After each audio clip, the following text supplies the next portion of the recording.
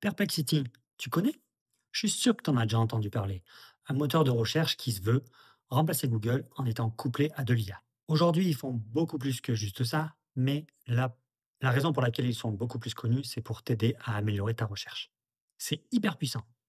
Mais si je te disais que tu peux aller beaucoup plus loin avec Perplexity et qui peut t'aider à devenir ton assistant personnel directement dans ton iPhone. Car oui, faut bien se l'avouer, aujourd'hui, Siri, il n'est pas du tout au niveau de toutes les intelligences artificielles.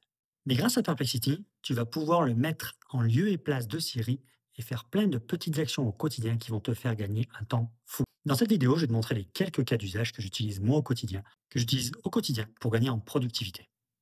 Tout d'abord, je me présente, je m'appelle Maxime et j'aide les infopreneurs à gagner en productivité et en efficacité avec l'IA, améliorer leurs ventes, mais aussi gagner du temps. Et dans cette vidéo, je vais te montrer comment utiliser Perplexity en tant qu'assistant sur ton iPhone. Tu verras que tu peux réaliser beaucoup de tâches et gagner un temps précieux. Tout d'abord, je vais te montrer comment on peut le lancer directement, comme si tu démarrais Siri. Il y a trois manières différentes. Depuis le Control Center, depuis la page d'accueil et bien sûr depuis le bouton Action, pour ceux qui l'ont sur leur téléphone. Dans tous les cas, il faut lancer ce qu'on appelle le Voice Mode. Je te montre à l'écran comment on fait. Soit tu le lances depuis le Control Center, en le sélectionnant et en l'ajoutant à ton Control Center. Soit depuis la page d'accueil, pareil, tu vas le sélectionner pour qu'il remplace un des éléments.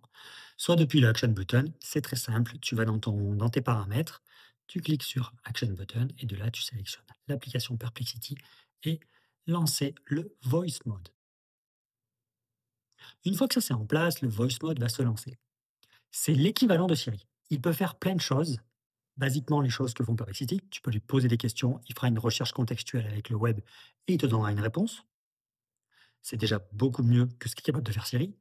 Mais deuxièmement, il est connecté à plein d'applications. Pour le premier exemple, je lui demande de me lister tous mes rendez-vous de la journée. Et donc, en fait, ce qu'il fait, c'est qu'il accède à mon calendrier et il me liste tous mes événements de la journée. Et comme on voit, il y a un petit bouton Open Calendar. Ensuite, je vais lui demander d'ajouter un calendrier, un rendez-vous à ma journée.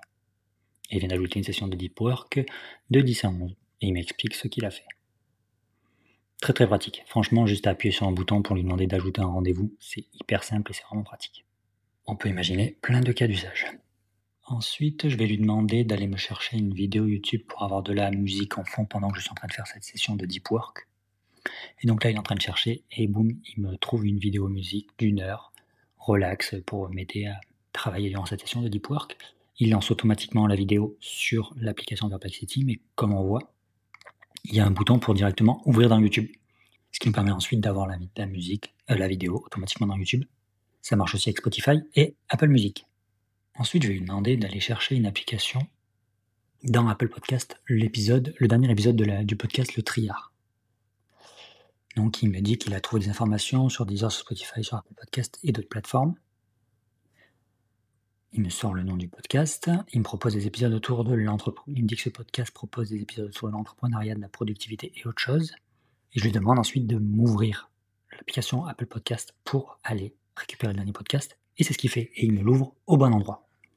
Ça marche aussi sur Spotify et Apple Music, comme je vous ai dit, si on va chercher une musique spécifique. Ensuite, là, je suis en train de lui demander de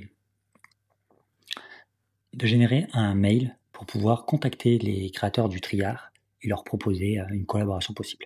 Donc en fait, comme il a en mémoire mon ancienne recherche sur ce podcast qu'est le Triard et voici ce que fait le Triard, il me propose un mail et je lui dis « Ok, maintenant, rédige-moi le mail et ouvre-moi l'application mail. » Et c'est ce qu'il va faire. Et il va me le mettre en brouillon, vous allez voir.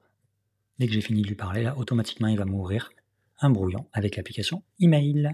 Et hop, le sujet et un petit body dans l'email pour lancer cette collaboration. Comme quoi, avec Perplexity, on peut faire beaucoup de choses. Et voilà, j'espère que cette vidéo t'a plu et t'aura vraiment motivé à utiliser Perplexity. Comme tu vois, on peut l'utiliser autrement que juste pour remplacer Google. Il y a plein d'autres options. Et si tu souhaites vraiment être efficace avec l'intelligence artificielle, premier en description, les 9 outils IA indispensables à utiliser.